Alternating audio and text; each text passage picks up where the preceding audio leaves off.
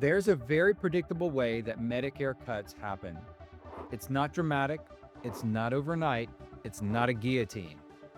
It's procedural. A cut is introduced. Surgeons get upset. We write letters to Congress. A bill is introduced to protect physicians. Everyone celebrates a temporary save, and then quietly, the cut shows up anyway, months later in a slightly different form. If you've been practicing more than 10 years, you've lived through this. And we're watching it happen again right now with the so-called efficiency adjustment. Let's walk you through the playbook. Medicare payment is simple math. The MPFS, or the payment Medicare physician fee schedule, is equal to the RVUs times the conversion factor. For years, the conversion factor has been squeezed year after year after year.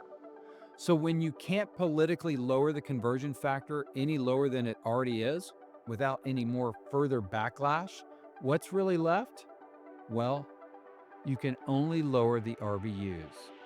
And that's exactly what the efficiency adjustment is.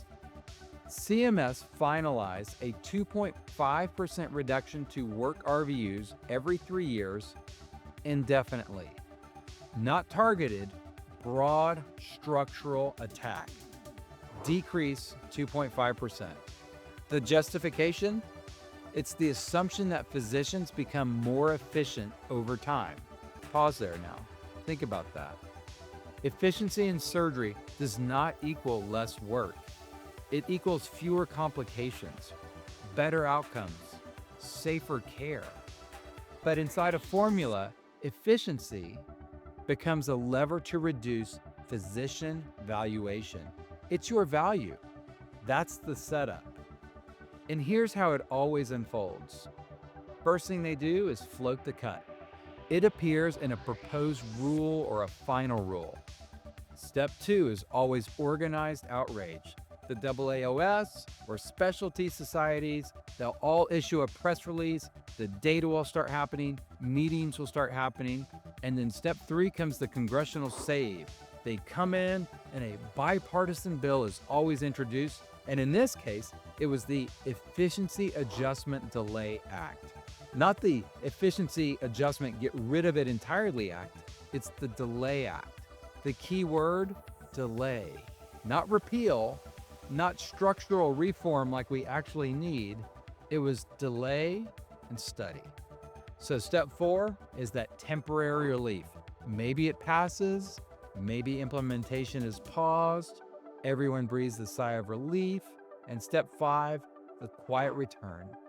Months later, in a different bill, in a different budget package, a technical correction, the adjustment reappears. And sometimes it's just sort of phased in. It's not conspiracy, it's institutional rhythm. We've seen this again and again. Example 1, remember the SGR doc fix era?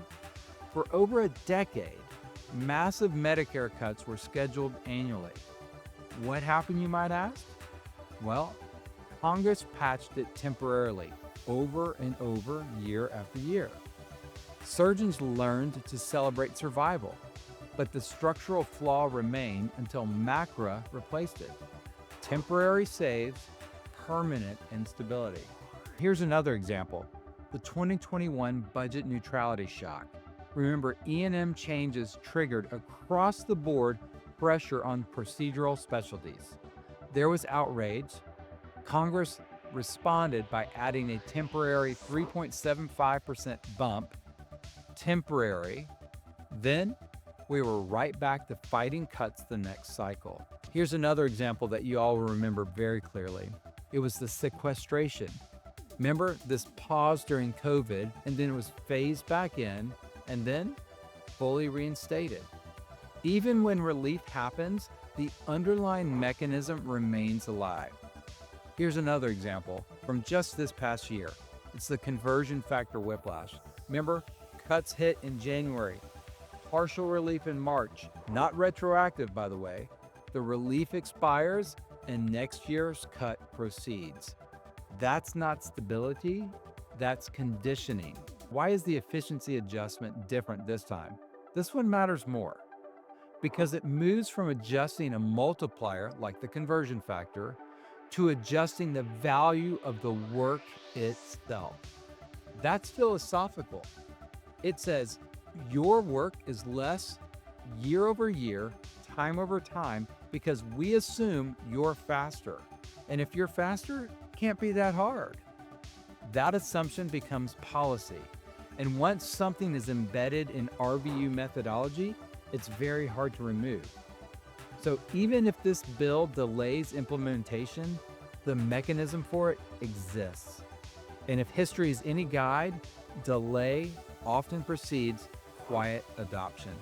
This is going to happen. So here's the real question. It isn't, will Congress save us this year? The real question is, why are we always in a position where we need saving?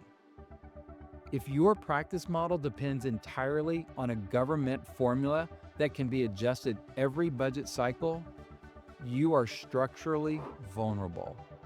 Advocacy matters. Absolutely, I agree, yes. But structure matters more. If that resonates, go to orthopedic-concierge.com and take the quiz. See if a different model is right for you. Because the goal isn't to win the next temporary patch. The goal is to stop bleeding every time Washington needs savings.